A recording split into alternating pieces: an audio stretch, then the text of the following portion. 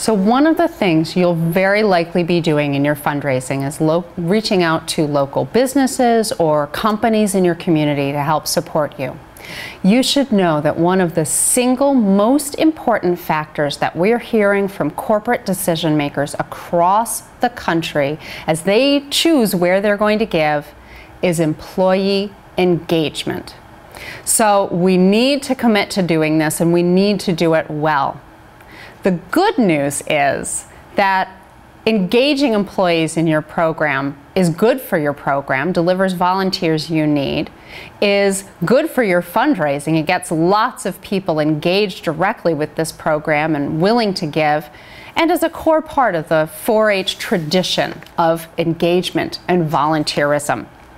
Later in this session, you're going to be called upon as a group to be brainstorming ways that people can volunteer with your program, get to know it, be helpful to you in ways that you need. I want to talk to you right now and spend a little time brainstorming with you, or kickstarting your brainstorming about ways that people can help fundraise for you. I want to encourage you, though, not to pigeonhole volunteers on one side or the other, that only volunteers in your program get to know your program. Program volunteers, those who have seen it firsthand, make great fundraising volunteers, and vice versa. So let's talk about 3 key roles that people can play in helping to fundraise for you. One of the things that you'll definitely need to do is be opening doors. You may want to be reaching out more broadly into companies in your community. Seek more corporate giving. So be thinking about who you know, who works where, who shops where regularly, who has clients or vendors they might reach out to on your behalf, who sits on your Chamber of Commerce, or who is active in your Rotary. These great connectors can help you be networked into those companies and those decision makers. A lot of communities also have a community foundation. First, find out whether your community is one of those, or maybe there's a regional foundation that gives in your area. Find out who those decision makers are and who might be connected to them, who might be able to open a door to them for you. And then third, individuals. You know that you want to open the door to more individuals who can give to you personally. Leveraging those corporate contacts to start with is a great place to begin. Employees who are working at a company already giving to you, terrific source of individual donors. Maybe you want to tap into houses of worship who know you or where you're connected. Maybe it's where you go to church or to synagogue. May also be a connection through Rotary. Your local Rotary may give to you, but then local Rotarians may individually give to you as well. Or something that's worked great for others is a teacher campaign. Now let me use this teacher campaign as an example to walk you through another great way, important role for volunteers to play in your fund development plan, and that is soliciting. So let's pick up on that teacher campaign. Teachers have seen this program. They know firsthand how important it is. It's their kids that you're serving.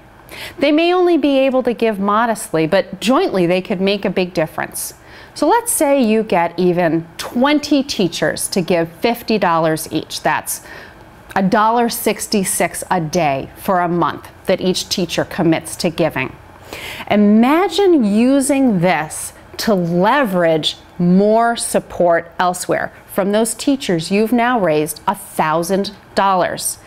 Could you go then to a company and challenge them to raise double that amount? Maybe you've got volunteers already ready for action at a local company. Could they take a table at lunch where they're talking about sharing information about the Health Rocks program and inviting their colleagues to give as well? Hosting an employee giving campaign. Offer them a piece of the program that they could adopt, some tangible piece of your program that will inspire them and give them that sense of belonging. All right, so imagine that they've come through they've raised $2,000 to double the amount that the teachers have given. Leverage this further. Go to those corporate decision makers, or maybe it's a smaller company and you want to go right to the president of that company to seek a matching grant for all of that employee giving. So $1,000 from the teachers, $2,000 from employees, and another $2,000 from that company leader. You've raised $5,000 for your program.